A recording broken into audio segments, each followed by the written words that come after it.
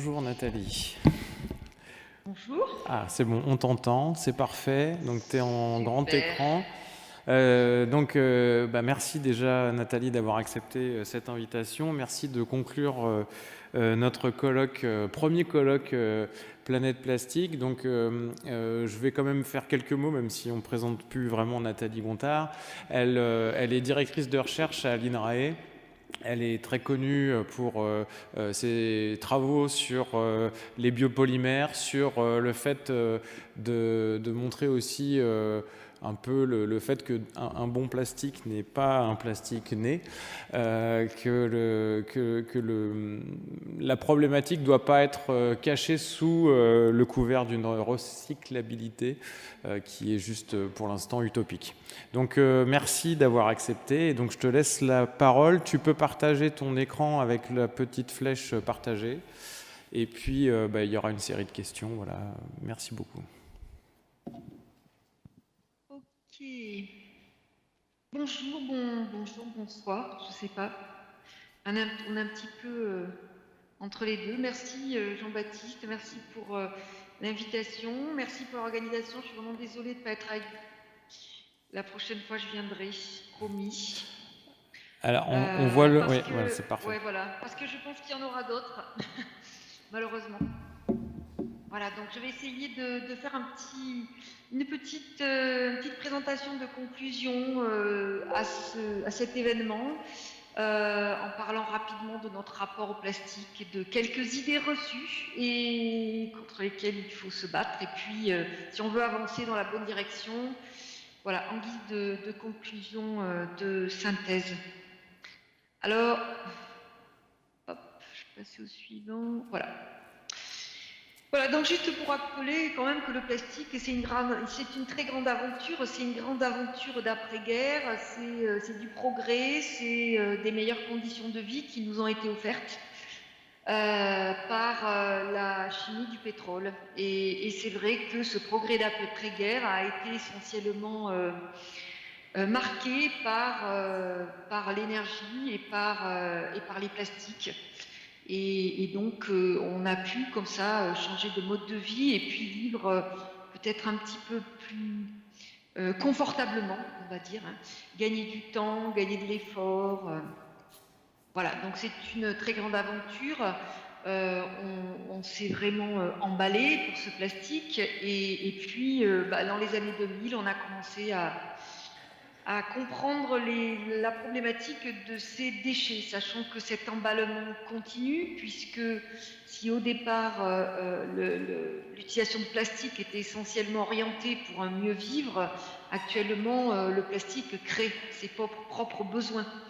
Donc on peut citer à titre d'exemple la fast fashion avec des fibres synthétiques, le fast food avec des produits emballés sous plastique, un emballement pour l'aspect hygiénique aussi du plastique. Et puis on n'a pas terminé parce qu'il y a des tas d'emballements.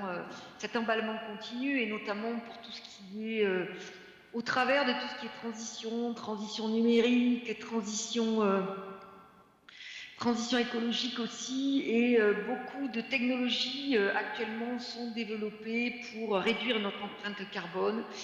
Et ces technologies, très souvent, augmentent notre utilisation de plastique. Donc l'emballement n'est pas terminé. Et pourtant, on essaie déjà de freiner. Donc je vais essayer un petit peu de résumer pourquoi et comment on essaie de freiner. Donc le plastique, ce sont essentiellement pour l'instant, enfin entre autres, 3 grandes étapes dans sa vie. Moi je dirais pas cycle de vie, j'évite parce que jusqu'à présent on n'a pas démontré que que la vie du plastique était un cycle, en tout cas pas à l'échelle de la vie humaine, et donc il me semble qu'il vaut mieux parler de chaîne de vie tout court. Là encore pour éviter d'ajouter une confusion à beaucoup d'autres. Donc il y a 3 grands cycles. La première, c'est l'élaboration. Donc on sait que c'est quelque chose qui pèse et qui nous coûte, autant économiquement qu'environnementalement parlant. Et puis l'usage, la deuxième, c'est l'usage. Là, c'est vraiment le moteur, donc qui nous apporte évidemment tout un tas de bénéfices. Bon, là, j'ai pris l'exemple de l'emballage parce que c'est un peu ma passion, l'emballage alimentaire, qui permet de réduire les pertes, le gaspillage, la traçabilité, la praticité, la sécurité. Et donc c'est tout ce qui quelque part qui drive, qui conduit l'utilisation de ces plastiques. Et puis ensuite, on a une troisième étape que l'on connaît bien maintenant, c'est qu'est-ce qu'on fait de ces déchets et donc comment est-ce qu'on gère ces déchets, comment est-ce qu'on les recycle. Et là aussi, eh ben, ces déchets, c'est un coût, c'est aujourd'hui un coût environnementalement et économiquement parlant. Et donc à la fin, on a une balance, évidemment, toujours des bénéfices-coûts qui fait que bah, cette balance, elle est un petit peu moins positive qu'avant, où on ne se posait pas le problème de ce déchet. Voilà, et donc j'aurais voulu revenir peut-être juste, essayer de structurer mon discours autour de 5 grandes idées reçues. Vous pourrez trouver d'ailleurs, je vous ai donné le site ici sur l'INRA, en finir avec les idées reçues sur le plastique. Vous pourrez trouver ces 5 idées reçues sur ce site-là, qui sont un petit peu plus développées si vous voulez y revenir, voilà, avec des illustrations, etc. Donc la première idée reçue, c'est que le plastique, c'est le déchet que l'on voit, la pollution plastique. Alors c'est vrai que ce que l'on voit, c'est des macro-déchets dont la moitié a servi à produire ou emballer des denrées alimentaires. Donc c'est vrai que dans le secteur agroalimentaire, à l'INRA, on se sent un petit peu en première ligne de cette lutte, puisque une grosse partie des déchets, des plastiques que nous utilisons et donc des déchets que nous créons sont issus du secteur de l'agroalimentaire. Sauf que, voilà, ça ne s'arrête pas là, parce que ça c'est moche, mais c'est finalement pas le plus dangereux. Le plus dangereux, c'est la suite. Et on le sait, ce plastique, eh bien, c'est un matériau qui s'accumule, mais surtout qui se fragmente, qui sorbe des polluants et qui diffuse dans notre écosystème, voire même qui peut transloquer dans les organes des êtres vivants et que l'on retrouve absolument partout. C'est ce qui fait aussi que ce plastique, donc, est vraiment un exemple typique d'économie linéaire, en tout cas à l'échelle de la vie humaine. Et c'est cet état de particules plastiques qui rend la pollution plastique particulièrement dangereuse parce que, comme je viens de le dire, on retrouve ce plastique du coup absolument partout sous forme de particules. Et puis, tout au long de son vieillissement, le plastique n'est pas inerte, il est capable de sorber tout un tas de substances qu'il va rencontrer. Malheureusement, il sorbe les plus toxiques pour les êtres vivants, et donc, c'est-à-dire les amener ensuite à l'intérieur de ces êtres vivants. Et donc, du coup, la grande conclusion de ces 20 dernières années, c'est qu'il existe une quatrième grande étape dans la vie des plastiques, et il ne faut pas l'oublier, c'est vraiment la fin de vie, qui a lieu après le post-usage. Et donc, cette fin de vie, c'est le vieillissement sur le long terme, c'est la présence, la production inexorable de micro- et nanoplastiques. Et ça pèse énormément sur cette balance risque-bénéfice en faisant exploser le risque, pas forcément pour les générations qui utilisent le plastique, mais les générations qui arrivent juste derrière. Et cette quatrième et dernière étape disparaît uniquement lorsque le plastique est détruit moléculairement. Donc c'est le cas par exemple de l'incinération. Et on verra que là, bien entendu, lorsqu'on incinère, on a une contribution évidemment au changement climatique avec la production de gaz à effet de serre. Mais ce qui est important, et je vais embrayer sur l'idée reçue suivante, c'est que ce plastique, dès qu'il est produit, dès qu'on commence à l'utiliser, il vieillit, c'est-à-dire qu'il produit des microplastiques. Et donc les microplastiques que l'on retrouve viennent bien entendu des déchets, mais en fait tout autant des plastiques en cours d'utilisation. C'est comme ça qu'on retrouve que lorsqu'on essaie de tracer les particules de plastique qu'on trouve en forme de l'Arctique, on s'aperçoit qu'ils viennent par exemple, de bâtiments, d'isolation de bâtiments encore en cours d'usage, ou les particules qu'on trouve dans le lac Léman de vêtements que l'on a lavés, ou encore celles dans l'air des pneus qui sont en cours d'utilisation. Voilà, et donc l'idée reçue numéro 2, c'est que le plastique ne pollue que lorsqu'il est jeté. C'est-à-dire qu'on a vraiment l'impression qu'il suffit de ne pas le jeter et de bien le gérer pour qu'il n'y ait plus de pollution plastique. Voilà, ça c'est une grosse erreur, c'est-à-dire qu'il n'y a pas que les plastiques qui sont utilisés sur un temps très court qui polluent. Les plastiques utilisés sur un temps très long polluent aussi. Et là, c'est un petit bilan que je vous propose. Alors, c'est les chiffres de Plastique Europe de 2019. C'est que sur les emballages et à l'échelle européenne. Donc, que deviennent nos plastiques? On s'aperçoit que 34% sont incinérés et donc contribuent à notre empreinte carbone. Et puis, on en a une partie importante qui disparaissent, 10%.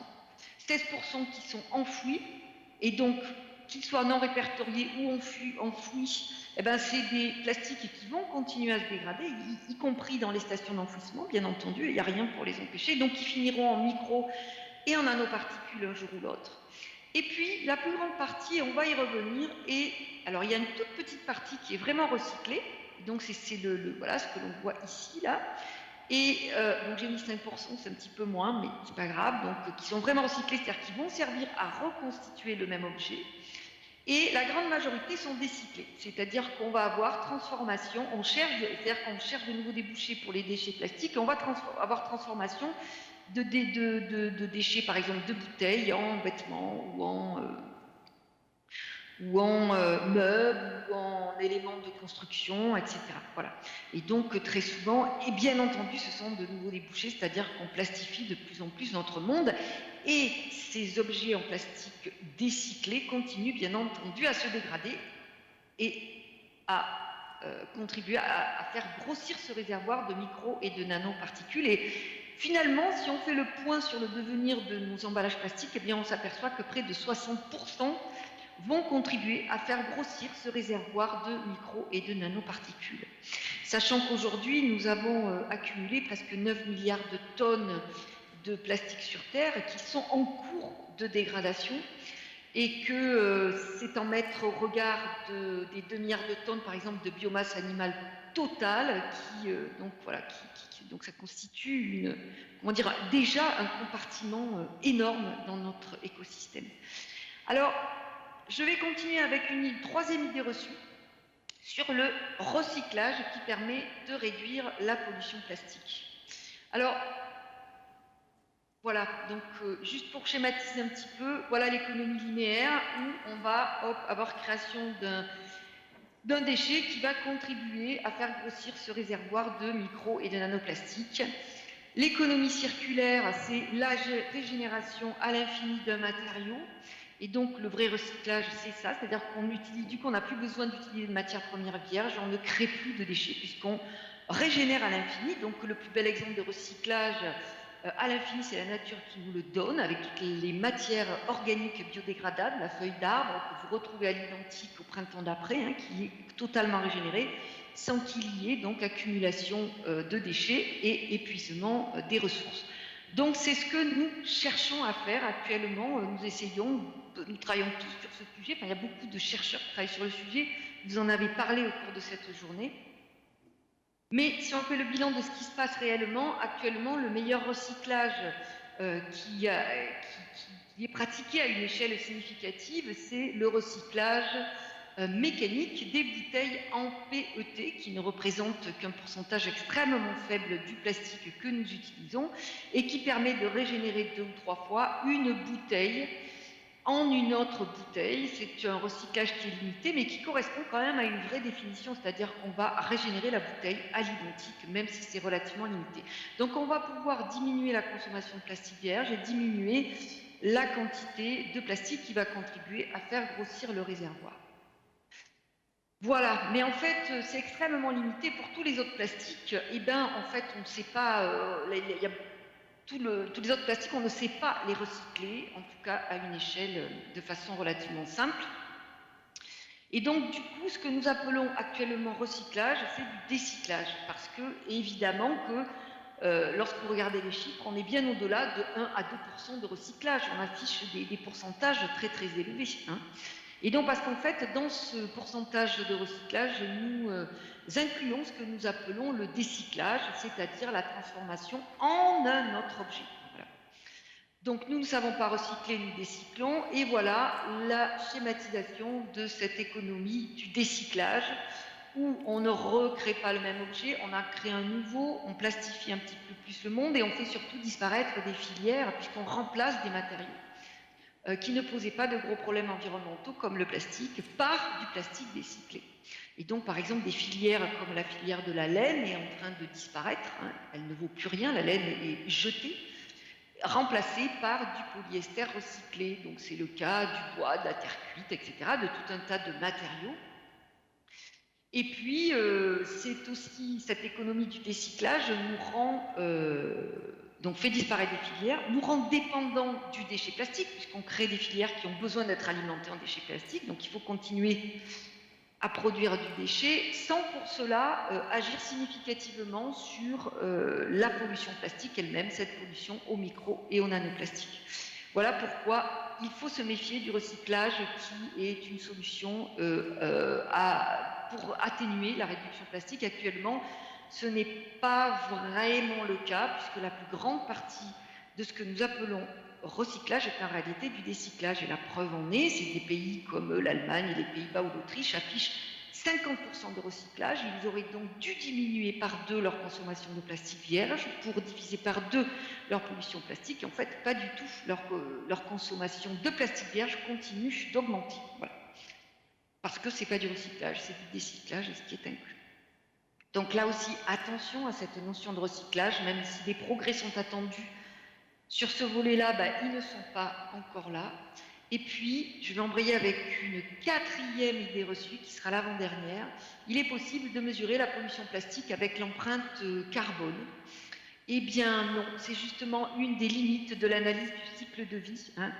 En fait, ce n'est pas une limite de la méthode d'analyse de cycle de vie, c'est une limite de nos connaissances sur l'impact de ces micros et de ces nanoplastiques sur notre environnement et notre santé. Nous manquons de connaissances qui nous permettraient de quantifier ces impacts et donc de pouvoir les introduire dans les ACV.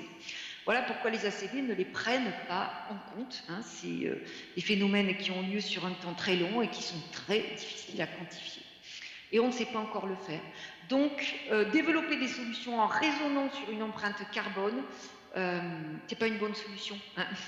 Ça ne peut pas être juste, puisque le principal risque de la pollution plastique réside dans l'empreinte aux particules de plastique. Et il faut donc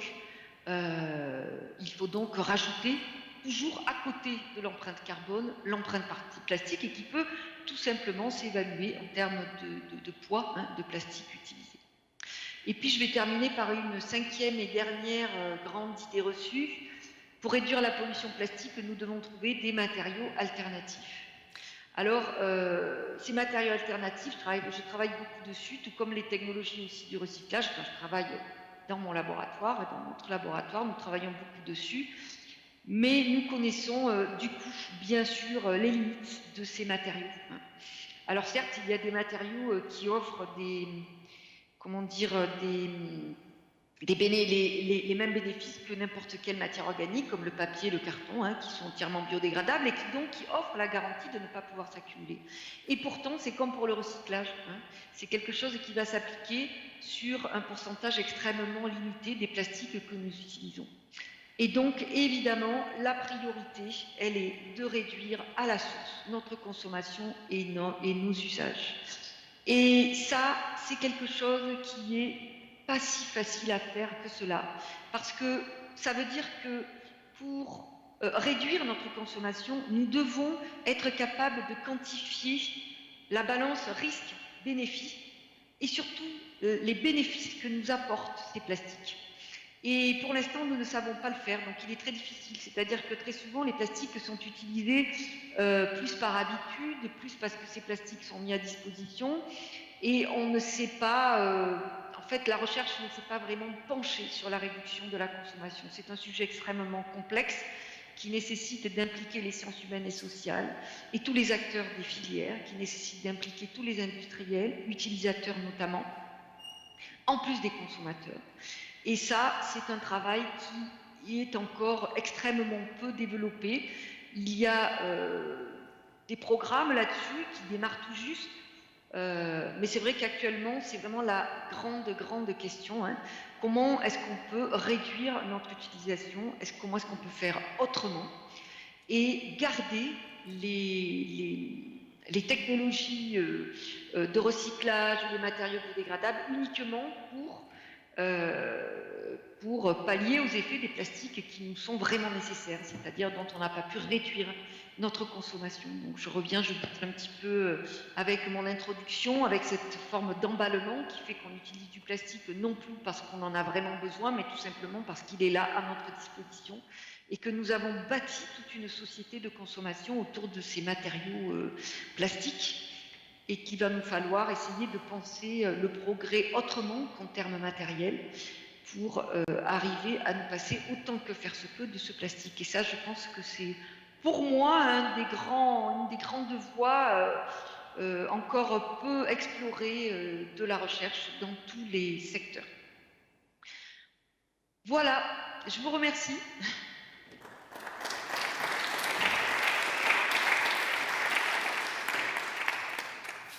Merci Nathalie. Est-ce qu'il y a des questions dans la salle ? On ne voit pas pour l'instant. Moi j'en avais une. Quand tu dis qu'on ne peut pas vraiment utiliser le bilan carbone, pourquoi en fait on ne pourrait pas utiliser cette dégradation en fait des plastiques et du carbone volatile? Pourquoi ça ne peut pas être utilisé pour voir notre empreinte de cette pollution plastique, ou alors de vérifier qu'on a bien une dégradation légère, même si ce n'est pas complète, en tout cas partielle, de ces plastiques? Excellente question. En fait, la destruction moléculaire, la pyrolyse, etc., ce sont des méthodes pour essayer de valoriser le plastique autant que faire se peut. Et donc, comme je vous le disais, lorsqu'il y a destruction moléculaire du plastique, c'est vrai que l'empreinte carbone représente réellement les impacts du plastique. Mais lorsqu'il n'y a pas de destruction moléculaire, par contre, on ne peut pas, c'est pas avec l'empreinte carbone qu'on peut mesurer les impacts de la pollution plastique. C'était plutôt ça le sens de mon message. Donc attention au raisonnement sur l'empreinte carbone lorsqu'il n'y a pas de destruction moléculaire du carbone. Par contre, évidemment, lorsqu'il y a destruction moléculaire du carbone, vous pouvez utiliser l'empreinte carbone. Mais par exemple, bâtir toute une stratégie sur le recyclage, alors qu'en fait, il n'y a pas de destruction, c'est-à-dire que le recyclage, c'est une bouteille qui est transformée en chaise, ensuite qu'on laisse vieillir tranquillement pendant des siècles et des siècles. Là, par contre, on ne mesure pas l'impact réel de ce plastique, puisque l'empreinte plastique particulière n'est pas comptabilisée dans les ACV. Et il est vrai qu'il y a par ailleurs énormément de développement pour atténuer cette pollution en valorisant énergétiquement le plastique, même si on sait qu'on contribue justement à l'empreinte carbone et au changement climatique, mais ça peut être une voie, en tout cas pour les plastiques qui sont irremplaçables, oui, ça peut être une voie ça doit même être une voie de valorisation, bien sûr. Je pense qu'en Finlande, ils utilisent beaucoup cette... En Norvège aussi. Oui, en Norvège, ils brûlent beaucoup. Voilà, c'est ça. Eux ont vraiment pris le parti d'utiliser le plastique. Il y a énormément de plastiques qui sont valorisés énergétiquement. Tout à fait. On a une question dans la salle. Merci beaucoup. Le plastique provenant de dérivés pétroliers, est-ce qu'on ne peut pas, dans le recyclage, faire un feedback et revenir du plastique au pétrole? Et oui, ça c'est peut-être ça sera peut-être l'avenir, mais pour l'instant on n'est pas.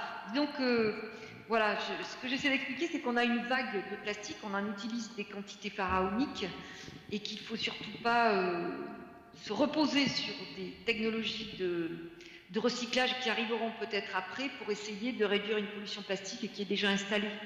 C'est-à-dire que, comme je vous l'ai expliqué, il y a 9 milliards de tonnes qui sont en train de se dégrader tranquillement, qu'on ne pourra jamais aller chercher. Si on savait, pour tout vous dire, si on savait vraiment recycler, actuellement, on a 20 ans de consommation de plastique à notre rythme actuel de consommation quelque part dans notre environnement. Donc si on savait vraiment recycler, on pourrait aller les chercher pour refabriquer tout ce dont on a besoin. Donc ça serait ça un vrai recyclage. On n'aurait plus besoin d'utiliser du pétrole et créer de plastique vierge. Sauf que ça, on ne sait pas encore le faire. Donc oui, bien sûr, quand on saura faire ce genre de choses, quand on sera capable de boucler la boucle, il n'y a pas de souci, quoi. Sauf que pour l'instant, on ne sait pas le faire et qu'on est en train on a déjà constitué un réservoir énorme en devenir, et donc c'est un héritage terrible qu'on laisse aux générations à venir, et on est toujours en train on n'a pas réduit notre consommation, sous prétexte que il y aura bien des technologies futures qui permettront de nous débarrasser de ces particules de plastique. C'est un pari terriblement risqué. Une autre question. Bonjour Nathalie, j'ai une question. Il y a des... Alors je ne sais pas qui me parle. Oui, Ah oui, pardon. Donc, si vous voulez vous présenter, parce que oui. je ne vous vois pas. Je suis Tania Pachef, présidente de Cantine sans plastique France, et puis je travaille dans la santé environnementale. Il y a des entreprises qui disent avoir trouvé des solutions pour faire disparaître les plastiques, notamment avec des micro-organismes. Alors moi, je me pose beaucoup de questions par rapport à ça. Est-ce que c'est possible? Est-ce que c'est quelque chose qui est vraiment envisageable? Du coup, je voulais avoir votre avis là-dessus, parce que c'est vrai qu'on voit beaucoup d'innovation, de choses qui font vraiment plus penser à du greenwashing qu'autre chose. Mais scientifiquement, est-ce que c'est quelque chose qui est envisageable ou est-ce que c'est vraiment encore de la poudre aux yeux? Alors, évidemment, vu les enjeux économiques, il y a énormément de greenwashing et surtout il y a énormément de lobbying dans les médias par les industries. C'est normal, c'est leur rôle, on ne peut pas leur demander de faire autrement. Je pense que nos politiques publiques n'ont pas encore rectifié, essayé de rectifier en tout cas, en faisant passer des messages, en disant attention, le plastique n'est pas un matériau bénin, il faut l'utiliser avec beaucoup de clairvoyance. Et donc du coup, on se retrouve avec tout un tas de promesses dans les médias dont il faut se méfier. Alors, digestion des plastiques par les micro-organismes, oui, moi j'y crois, pourquoi pas. Mais le problème, c'est que là, c'est pareil, ça sera une solution qui sera extrêmement limitée. On ne va pas on va pas répandre ces micro-organismes dans notre environnement partout, pouvoir détruire les plastiques qui sont actuellement stockés dans notre environnement. Donc ça ne sera pas possible. Ça serait bien trop dangereux. Donc oui, je me dis peut-être que pour certains plastiques qui seront toujours pas recyclables, toujours pas biodégradables, parce que quelque part on réinvente lorsqu'on utilise par exemple des plastiques biodégradables, c'est exactement ce qu'on fait. On se dit que dans notre écosystème, il y a les micro-organismes qui vont être capables de les digérer. Donc on peut, pour certains plastiques vraiment indispensables qui ne peuvent pas être réintégrés dans les cycles biogéochimiques de notre écosystème, pourquoi pas envisager une digestion par des micro-organismes? Mais là encore, c'est une toute petite pièce du puzzle minuscule. Donc il faut pas compter là-dessus. C'est un élément. Il faut pas le repousser comme ça. Il faut continuer à y travailler dessus. Mais je crois qu'il faut, on ne peut pas compter là-dessus, bien évidemment, pour résoudre le problème de la pollution plastique. Cette digestion par les micro-organismes, elle est encore loin, c'est très lent, c'est compliqué. Bref, voilà. Non, c'est pas une solution miracle. On a une autre question en salle. Si vous pouvez vous présenter, monsieur. Bonjour, je suis Sylvain Kanza, statisticien, je suis directeur de projet chez Capgemini. Donc, je suis dans le département de ce qu'ils appellent Hybrid Intelligence, c'est-à-dire l'intelligence artificielle et les big data. Par rapport à ma formation, ça va de soi. Et parallèlement à cela, en fait, j'ai créé une fondation sur la protection de l'environnement au Panama. Ce que je n'arrive pas à comprendre, en fait, à cerner plutôt, c'est la sensibilisation, parce que je ne sais même pas si elle se fait à grande échelle. Parce que ce que vous venez de dire, 9 milliards de tonnes quand même de déchets, on voit de dégradation ou bien qui doivent être vraiment dégradés. Je ne sais pas comment ça va se faire naturellement sur le très long terme, je suppose. Mais je suis vraiment halluciné d'entendre ces chiffres-là. Qu'est-ce qui est fait en termes de sensibilisation? Et puis deuxièmement, au niveau des plastiques, est-ce qu'il y a des types de plastiques qu'on ne va plus produire? Parce qu'il y aura peut-être des recommandations de l'OMS, je ne sais pas moi, ou de l'Organisation des Nations Unies pour la protection de l'environnement. Je ne sais pas. Alors, sensibilisation, évidemment, il y a plein d'organismes qui travaillent pour la sensibilisation vis-à-vis de la pollution plastique. Énormément d'ONG, d'associations, et on le voit tous autour de nous. Mais à côté de ça, on a quand même des moyens qui sont issus du monde économique qui sont bien supérieurs pour essayer de nous rassurer, pour nous expliquer qu'il n'y a pas de souci, on va recycler. Voilà, donc Je pense qu'il nous manque des campagnes de sensibilisation claires de la part de nos gouvernements à l'international. Et en France et ailleurs. Je crois que ça c'est clair, et tant que les gouvernements ne s'engageront pas, comme ils l'ont fait par exemple pour les antibiotiques, il n'y a pas très longtemps, les antibiotiques, en disant que ce sont les antibiotiques sont très précieux, mais ils sont à utiliser avec parcimonie, et je crois qu'on est exactement dans ce cas de figure pour les matériaux plastiques. Donc tant qu'il n'y aura pas des campagnes de sensibilisation qui pourront, rectifier le flux d'informations issues du monde économique, je crois qu'il va être difficile d'y voir clair. C'est pour ça que j'ai tenu à faire cette présentation autour de ces 5 idées reçues qui sont extrêmement difficiles à détricoter, lorsqu'on vous a... même lorsqu'on est scientifique du secteur, lorsqu'on entend en boucle des messages dans les médias ou qu'on les voit, c'est très difficile de se sortir ça de la tête. Et ensuite, votre deuxième question, donc sensibilisation, ces campagnes, il va falloir qu'elles soient mises en place, et pour l'instant, ce n'est pas le cas. Et les plastiques, quels sont les types de plastiques à ne plus produire? Eh bien, pour moi, les types de plastiques à ne plus produire, c'est clair, il faut que les secteurs industriels réduisent leur utilisation de plastique, c'est-à-dire qu'ils nous proposent, à nous consommateurs, à nous citoyens, des biens et des services avec le strict minimum de plastique. Et donc ces plastiques-là, ils doivent disparaître, mais leur production va forcément disparaître, puisque s'il n'y a plus de consommation, il n'y aura plus de production. Donc ces plastiques, ils ne nous sont pas indispensables. Voilà, c'est-à-dire qu'on peut faire autrement, on peut les remplacer par autre chose, mais on peut aussi faire autrement. Donc on a commencé cette démarche. On a commencé, et finalement c'est un exercice, moi j'y vais un petit peu plus loin dans ma vie personnelle, et c'est un exercice qui est tout à fait, finalement pas désagréable du tout, au contraire, on se débarrasse de tous ces matériaux qui nous encombraient. Et puis maintenant, on connaît quand même un peu les impacts, donc au niveau conscience, ça nous l'allège un petit peu. Mais voilà, on a démarré, on n'a plus de plastique dans les rayons fruits et légumes, on utilise des sacs de papier biodégradables. Est-ce que ça vous manque? Non, moi ça ne me manque pas. Je ne sais pas si ça vous manque, mais moi ça ne me manque pas. À la sortie des supermarchés, on n'a plus de sacs plastiques, on a des sacs en coton qu'on réutilise et qu'on lave. Est-ce que ces sacs plastiques qui s'amoncelent là, est-ce que ça vous manque? Non, moi ça ne me manque pas du tout non plus. Voilà, et je pense qu'on est un peu tous dans cette... Et donc voilà, ça c'est on est en train de faire des efforts, on est en train d'essayer de réduire les sacs plastiques qui sont utilisés pour l'emballage des fruits et légumes, frais. C'est toute une bataille, c'est très lent, les plastiques utilisés dans les cantines. Mais là, je pense qu'il faudrait aujourd'hui qu'on arrive à mobiliser tous les secteurs industriels et pas seulement ceux des plastiques jetables. Parce que là aussi, c'est une idée qu'on nous a bien tricotée. Plastique jetable, il n'y a que le plastique jetable qui pollue. Non, il n'y a pas que le plastique jetable. Donc le plastique que vous allez utiliser dans votre maison, même si vous allez l'utiliser pendant 15 ans, il va polluer pendant 15 ans. Donc si vous avez une autre solution pour faire autrement, faites autrement. Voilà. Et là, je pense que tous ces plastiques, on ne peut pas dire qu'il y a des types de plastiques en termes de polymères qu'il faut éviter, parce que je suis désolée, mais il y a des plastiques qui sont utiles, et même il y a même des plastiques jetables qui sont utiles et qu'on ne pourra jamais remplacer.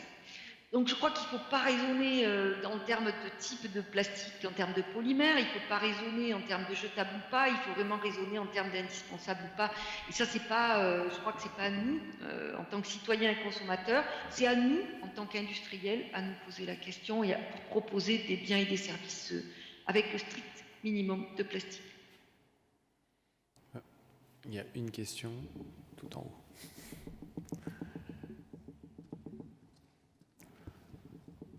Oui, dans les plastiques indispensables, je pense à tout ce qui est dans tout ce qui est tubulure et poche de transfusion. Non, tu ne penses pas? Oui, bien sûr, bien sûr. Ah, mais bien sûr, mais moi je pense qu'il va y en avoir plein, mais peut-être qu'au lieu d'essayer d'identifier les plastiques indispensables, peut-être qu'on devrait repérer les plastiques qui ne le sont pas, parce que ce sont ceux-là auxquels nous devons nous attaquer. Et voilà, et je pense qu'il y en a énormément. Une question. Oui, Amélie Waro-Belkiri du laboratoire GECO à Tours. Je suis en thèse et je travaille sur la dégradation des microplastiques en lien avec les émissions de gaz à effet de serre. Et du coup, vous disiez que c'était pas juste à nous, les citoyens, de prendre conscience de ce phénomène de pollution. Et je pense que c'est assez utopique de croire qu'on va pouvoir régler ce problème de pollution et que c'était notamment au gouvernement, aux acteurs et aux industriels. Mais vous pensez vraiment qu'il y aura des réglementations, des normes qui seront assez suffisantes pour régler cette pollution? Enfin, je pense surtout au fait que dans les vêtements, par exemple, on a du polyamide, du polyester, et c'est un type de plastique qui va finir justement dans les eaux, et les stations d'épuration ne sont pas vraiment capables de traiter ces microplastiques. D'ailleurs, il n'y a pas de réglementation là-dessus, sur les rejets urnaux, même si j'ai vu récemment qu'ils voulaient mettre en place un filtre au niveau des machines à laver, mais je pense que ça ne sera pas tout de suite. Et est-ce que ce sera vraiment efficace de mettre en place ce genre de solution? Je pense aussi au fait qu'une bonne partie justement de ces plastiques finissent dans les bouts d'épuration, qui finissent ensuite en termes d'amendement sur les sols. Et donc là, on a une contamination, et une des principales sources de pollution plastique dans les sols, c'est les bouts d'épuration. Et pourtant, il n'y a pas vraiment de normes en termes de concentration justement sur ces microplastiques dans les bouts. Il n'y a pas de réglementation. Donc est-ce que vous pensez vraiment qu'il y aura à l'avenir des réglementations? Est-ce que ce sera vraiment suffisant? Merci. Ben voilà, vous avez dit plein de choses. C'était très intéressant, presque un exposé en lui-même.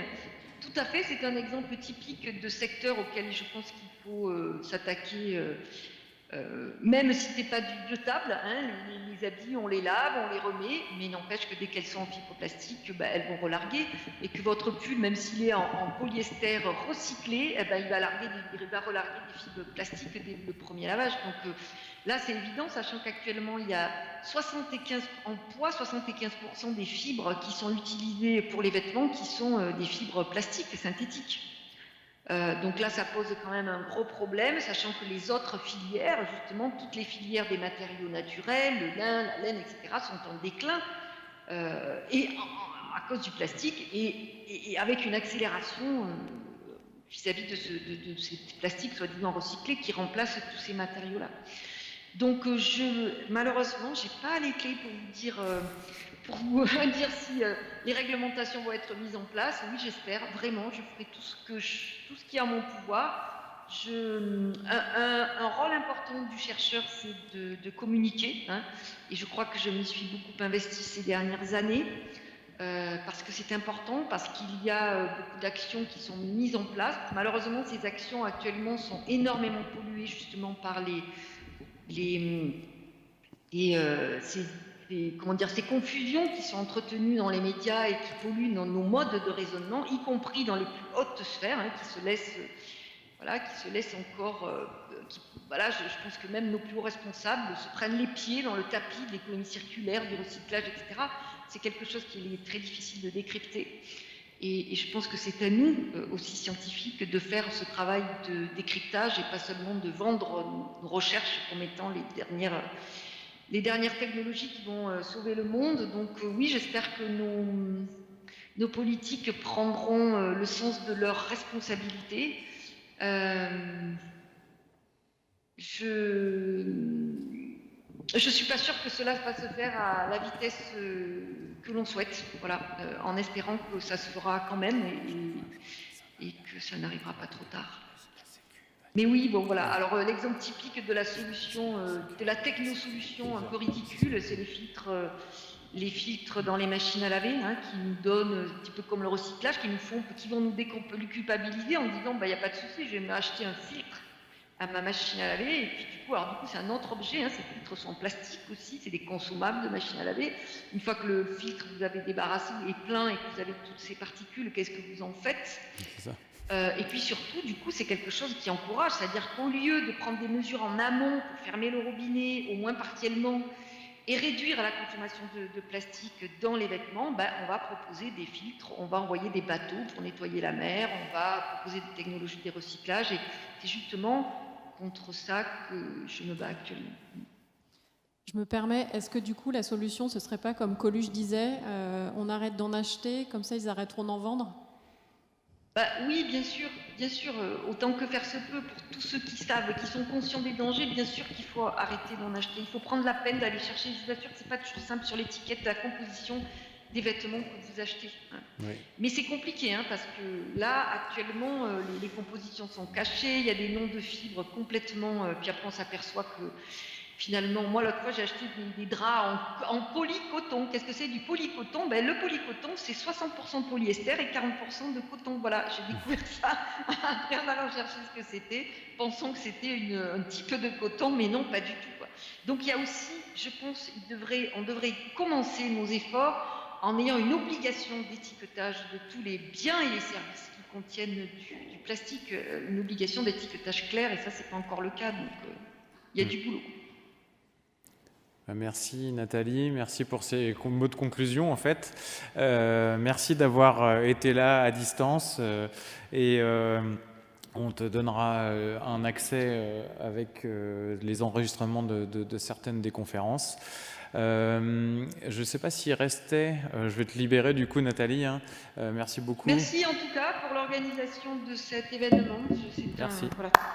Félicitations. Merci.